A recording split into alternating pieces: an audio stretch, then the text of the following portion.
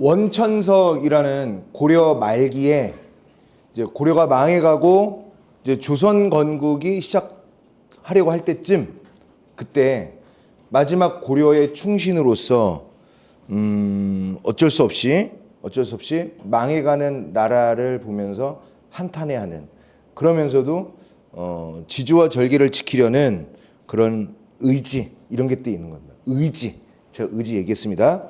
일단 우리 지난 시간에도 평시조 다 했잖아. 오늘 이제 평시조 시험 범위에 해당하는 것은 오늘이 끝입니다. 오늘 다 시조를 마치고 문제도 풀겠고요. 그 다음에 다음 주부터는 유충열전이라는 고전소설 딱 하나 남았고, 그 다음에 상고시대, 그러니까 되게 오래된 기원전 시대부터 쭉 현대 문학에까지 이르는, 그거 학교에서 배웠니? 문학사 연표 다 배웠어? 그 시험 범위엔 들어가죠? 들어간다라고 선생님한테 전달이 됐으니까 이제 그거 할 거예요. 그게 좀 재밌기도 하지만 분량이 많아. 이제 시조를 그때 또 다시 언급하겠지만 이렇게 개별 작품을 분석하는 거는 오늘이 마지막이에요. 4편밖에 안 남았어. 지난 시간에 부지런히 해서요. 자, 당연히 초장, 중장, 종장으로 되어 있는 이 작품은 평시조다. 이 평시조는 언제부터 시작됐다라고 얘기했죠? 이 시조라는 장르는 고려 말, 고려 중에서 말 이렇게 내려갈 때 이때 생긴 겁니다. 그러니까 이거는 우리 오늘 좀 이따가 사설시조도 할 거거든요. 사설시조는 언제 등장하냐면 고려 후기야. 그러니까 당연히 뭐겠어? 시간 차이가 많이 나겠죠. 예상 문제는 이런 것들 나올 수 있죠. 시기적으로 뭐가 더 오래되었다. 그러면 얘가 더 오래된 거예요. 고려시대 때, 고려 말에 된 거니까요. 근데 사설시조는 조선 중기에도 몇 작품 없고요. 조선 후기에나 등장해요. 좀 이따 또 사설시조 할 때 또 얘기하겠죠. 일단 요 평시조 봅시다.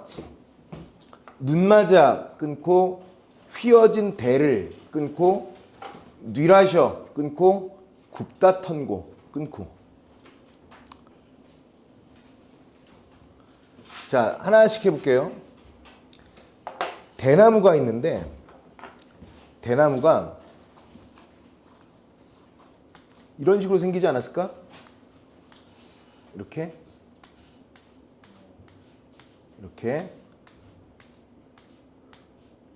이런 식으로.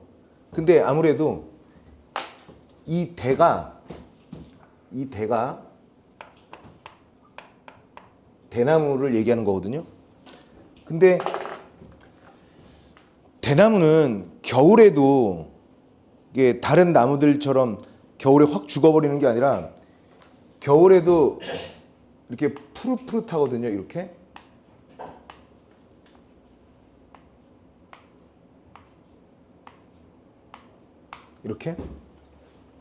근데 겨울이니까 눈이 이렇게 오겠지? 바람도 이렇게 불겠지?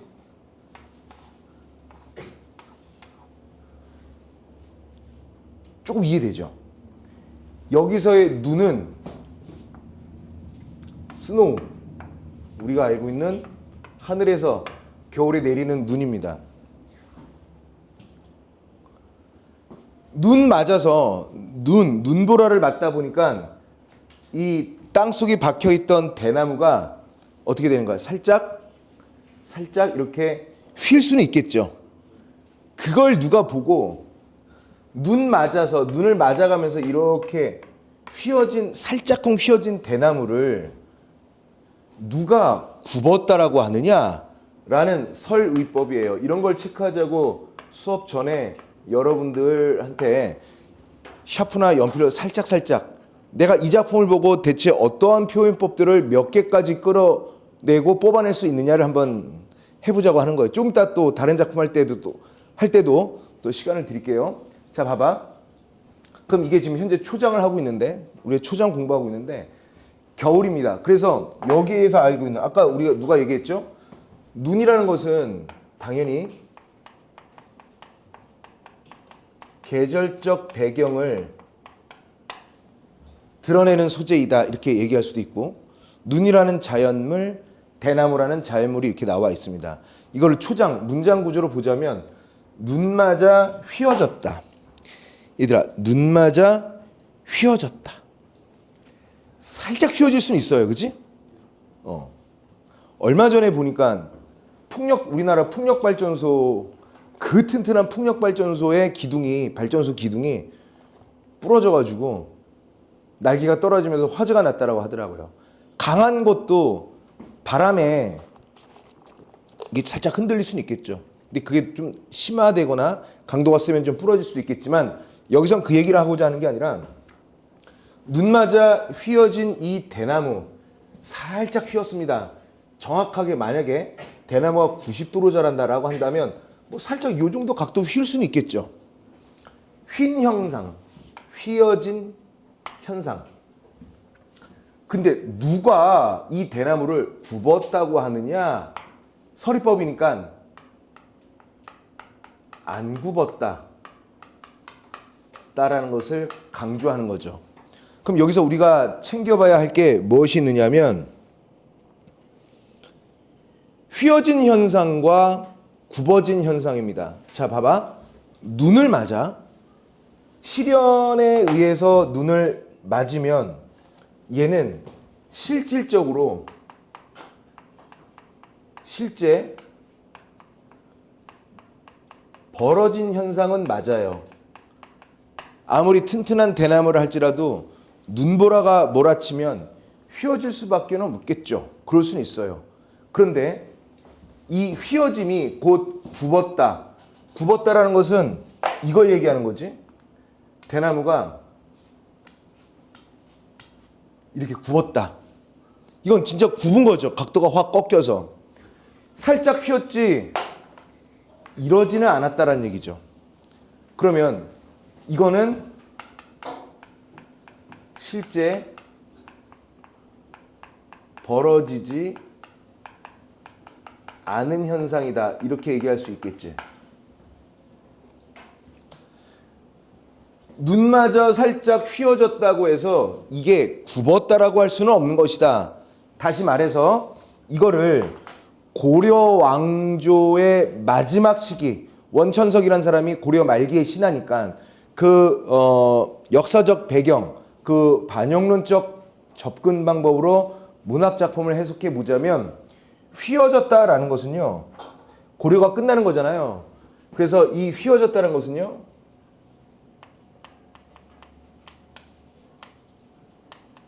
새로운 왕조의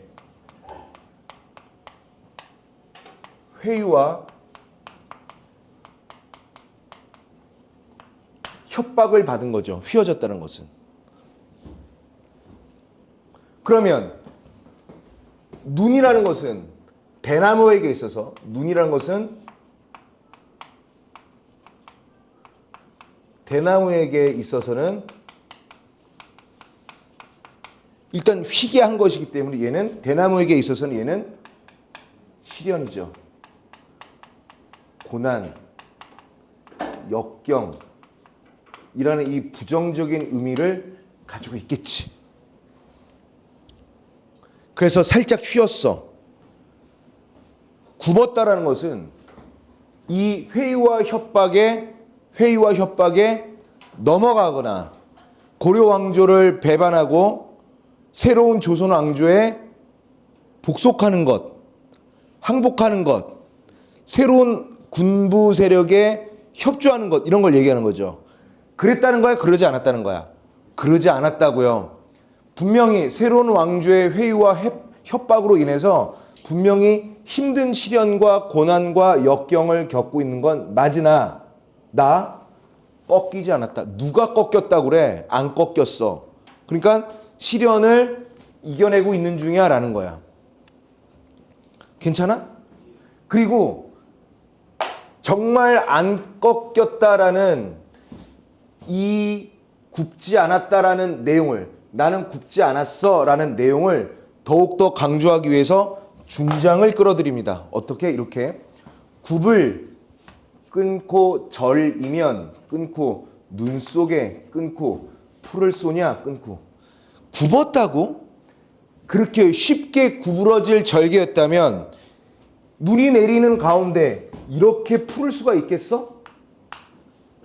푸르지도 않았지? 꺾어버렸는데 안 꺾이겠다라는 나의 이 푸르름, 고려 왕조에 대한 의리, 내가 모시고 내가 살았던 그 고려 왕조에 대한 절개, 믿음, 이런 건 저버리지 않았다라는 내용이에요. 그래서 만약에 그렇게 구불절이면 쉽게 회유와 협박에 넘어가 쉽게 구부러질 절개였다라고 한다면 이라는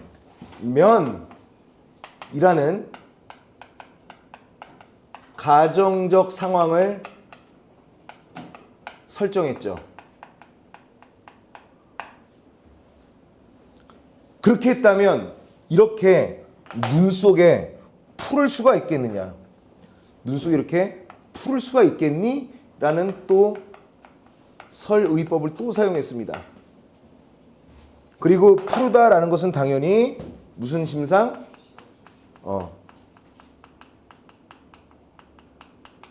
시각적 심상이죠. 더 중요한 거 하나 짚어볼까? 얘들아, 눈이라는 것은 흰색이죠, 그렇지? 푸르다라는 것은요, 뭐 블루라고 하기보다는 그린 이런 거겠죠, 그렇지? 그러면 눈도 역시 시각적 심상, 푸르름도 시각적 심상 모두 색채어라고 할 수 있겠죠. 그러면 눈은 긍정이었어, 부정이었어? 실현이니까 부정이고요. 그럼에도 불구하고 푸르다라는 것은 고려 왕조를 지키고자 하는 지조와 절개를 의미하는 거니까 얘는 긍정이죠. 그러면 의미적으로도 대조지만 얘는요, 이 부분은요, 색채 대비를 통해 지조와 절개를 강조하고 있다. 이렇게 얘기하면 되겠죠. 그렇지?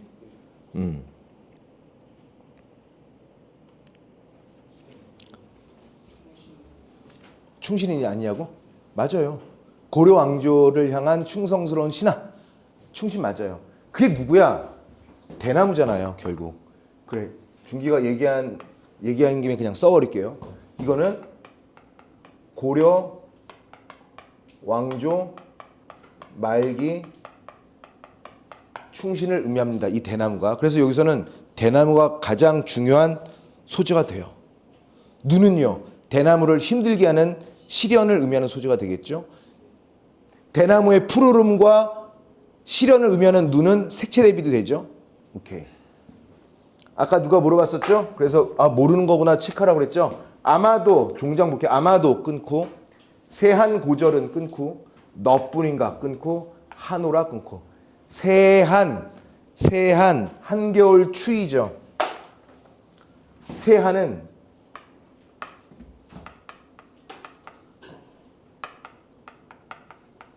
한겨울 추위를 견디는 고절, 외로운 지조와 절개를 의미하죠. 그래서 종장의 첫 구는 세 글자 잘 지켰고요. 초기 시조 작품이니까 아마도 세한고절, 한겨울 추운 겨울을 견디면서도 그 외롭지만 지조와 절개를 지키는 그 자세는 너밖에 없다라는 얘기야. 그럼 너는 누구겠어? 충신을 의미하는 거? 대나무.